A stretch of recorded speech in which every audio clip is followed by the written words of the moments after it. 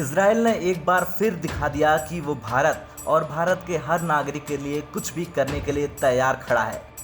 इसी कड़ी में हमास के रॉकेट हमले में सौम्या संतोष की मौत के बाद इजराइल ने उनके और उनके परिवार के लिए कई बड़े ऐलान किए, लेकिन इस बार इजराइल ने सौम्या के लिए वो कर दिखाया जिसकी उम्मीद कोई नहीं कर रहा था। दरअसल इजराइल ने सौम्या को मरणोपरांत मानव नागरिकता देने का फैसला किया है, जिसके बाद ये साबित हो रहा है कि इजराइल भारत के साथ अपने रिश्ते को और भी ज्यादा मजबूत करना चाहता है। इससे पहले भी इजराइल ने सौम्या संतोष को लेकर कई बड़े ऐलान किए थे, जिनमें सौम्या संतोष के परिवार का ख्याल और मुआवजे का भी ऐलान किया गया था। भारत में इजराइल की उपदूत रोनी येडिडिया क्लेन ने कहा था, इजराइल में भारत के नागरिकों की सुरक्षा हमारी जिम्मेदारी है, इसमें कोई भेदभाव नहीं किया जाएगा।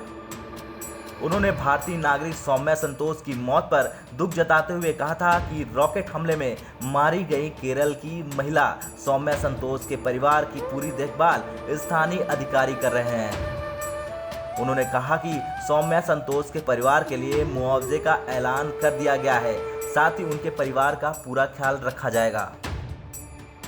तो वहीं भारत में इजराइल के राजदूत डॉक्टर रान मलका ने दुख के साथ अपनी तरफ से ट्वीट कर इस घटना की जानकारी दी थी और उन्होंने परिवार के प्रति अपनी संवेदना व्यक्त की थी। ट्वीट में लिखा गया था कि इजराइल की तरफ से मैं सौम्या संतोष के परिवार के प्रति अपनी संवेदना व्यक्त करता हूं। वे हमास के आतंकी हमले में मारी गईं। ये जान हमारा दिल रो रहा है कि एक 9 साल के बच्चे ने इस क्रूर आतंकी हमले में अपनी मां को खो दिया।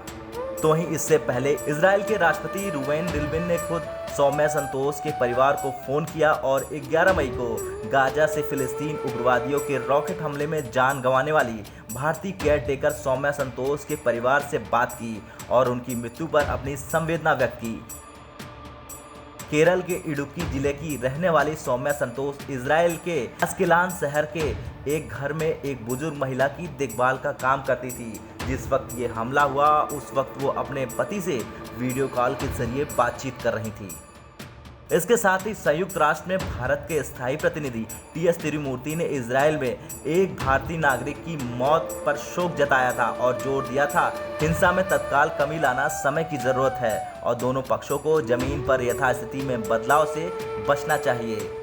ये दुनिया जानती है कि इजराइल भारत के लिए कुछ भी करने के लिए हमेशा तैयार रहता है। ब्यूरो रिपोर्ट, भारत तक।